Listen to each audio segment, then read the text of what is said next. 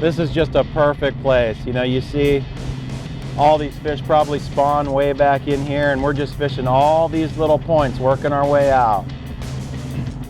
And the key thing is once you get to fish, you know, this one, you'll get to see which side maybe that they're on. They might be on one side or the other, whether it's because of shade or wind. But the longer you fish, a couple hours of fishing these places, you'll get to kind of put a pattern together and see what the deal is. Each point is also different, you know, so you're looking to find out whether they're on the ends of the points, up on the points feeding, on the sides. You know, they can be anywhere on those things. So, you know, just figuring out that little pattern within the pattern is key when you're jerkbait fishing. I should try this. This is pretty typical though of any reservoir all the way across the country. Nice spawning pocket back there in the back. I got half a dozen points coming out to the main point. And the cool thing about fishing a jerkbait is I can cover water. You know, you got fish all over the place. They set up on these points, but you never know when you're gonna catch one in between. So I kind of kick the motor on high, keep fishing, you know, cover the water in between the points. And then when I get to the point, I focus on it a little bit more, you know, just take a few extra casts. Hey, get a picture of that real quick. Got one. It's a good one too. Oh yeah, look at that one. That's the kind of fish you catch when you get out from those shallows and get out on these secondary points. He's coming up right there, look at this. Oh, that's a tank. We were way back in there fishing shallow, catching those little fish, and come out here and start throwing a jerkbait and look what we get, first bite. Look at that sucker. That's a 6.5 pounder.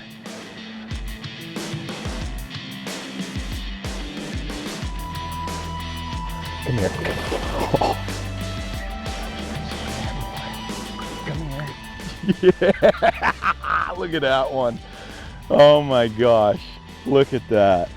Shadow wrap right across the front of her face. That's beautiful, man.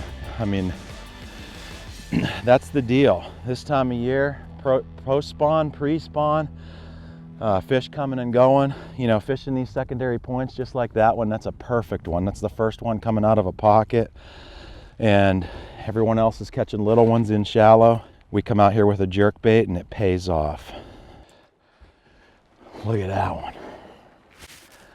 You know, there's just something about jerkbait fishing in the spring. I've done it my entire life, mostly for smallmouth.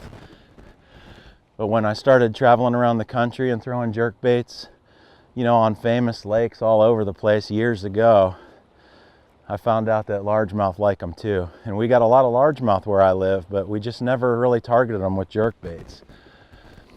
This time of year, you know, they're pretty predictable. You know, they're just getting ready to go out deep. They're not way out there yet.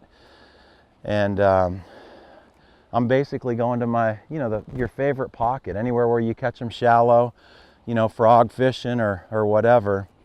There's a fish. Oh, he got off. That's cool. You know, that's one of the things about this bait. They'll hit it multiple times sometimes. But just like any other bait, you know, there's a lot of different colors and a lot of different styles and things. With the shadow wrap, there's two options. You know, I'm using a little bit deeper one right now. It's early in the morning, and the fish seem to be, you know, just in that 7 to 12 foot range. So I'm wanting one that gets down just a little bit deeper. Like I said, there's a million different colors, but you can't go wrong. It's always a safe bet to start with something that just looks like a minnow or a shad. This one here, you know, is one that I typically would start with, just to try to get a feel for what's going on. But the most important part is figuring out how they want the bait. You know, whether it's a fast, aggressive twitch or more pausing. Like that first bite, hit it when it was sitting there still. So I want to make sure every point that I hit, that I try that. And that's probably the hardest way to fish a jerkbait. But it's the most fun way too. I mean, when that bait's just sitting there motionless and one clocks it, there's not too many things better than that bite.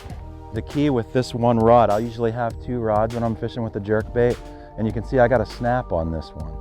And it just keeps me versatile. If I want to grab my box full of shadow wraps, I can just quickly change. You know, if I get on a school or something like that, maybe I can put the power poles down and just change baits, you know, just keep switching with that snap real quick.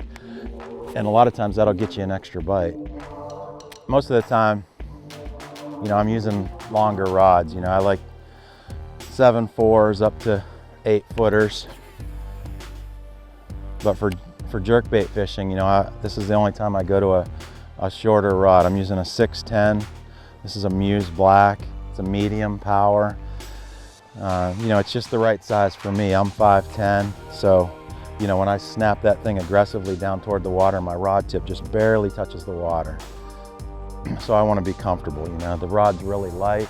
You know, I'm pretty consistent on the line that I use. Sometimes I'll use 8-pound test if I want to get that bait down a little bit deeper, and I'll go up to 12, sometimes even 14, you know, to try to get the bait up just a little bit more. It makes a huge difference. You'd be surprised if you tried it. Because all my reels in my boat are the same as far as the gear ratio. I like a 7:3-to-1, something that's pretty fast all the time. I just want to be able to pick up that slack and be able to control the fish at the boat a little better. So high speed is key, especially when you're fishing for smallmouth. We're fishing for largemouth here, so it's not quite as important, but I want a high-speed reel. This is my choice. It's a Concept E made by 13 Fishing. Real smooth reel, you know, something I can cast a mile. I mean, it's just a real nice outfit for fishing a jerkbait. I'm looking for schools of fish when I'm fishing a jerkbait on points like this. I caught one here. I mean, that tells me that there's more around. I couldn't get any more bites. So one of the things I like to do is just switch positions. You know, I've come up shallower, and now I'm casting out a little bit deeper and bringing the bait a totally different direction. And just as, you know, just like changing colors, changing your angles can really make a difference and get you another fish. I got one. That's one of those, that's one of those deals too. You know, when you get a bite this time of the year, a lot of times there's going to be more than one. I mean, you're not looking around for one bite here and one bite there like we were when we were in shallow. Oh, that's a pretty good one. Look at that. Oh, yeah, come on. That's what I love. I mean, I don't use, look at that. I don't use any different hooks with these jerkbaits. Right out of the package, super fine wire. I mean, if a fish touches it, he's in the boat every time.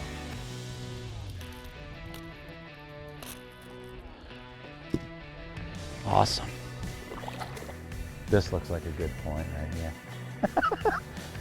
Ask me how I know. Because I fished it like 17 times. We're back.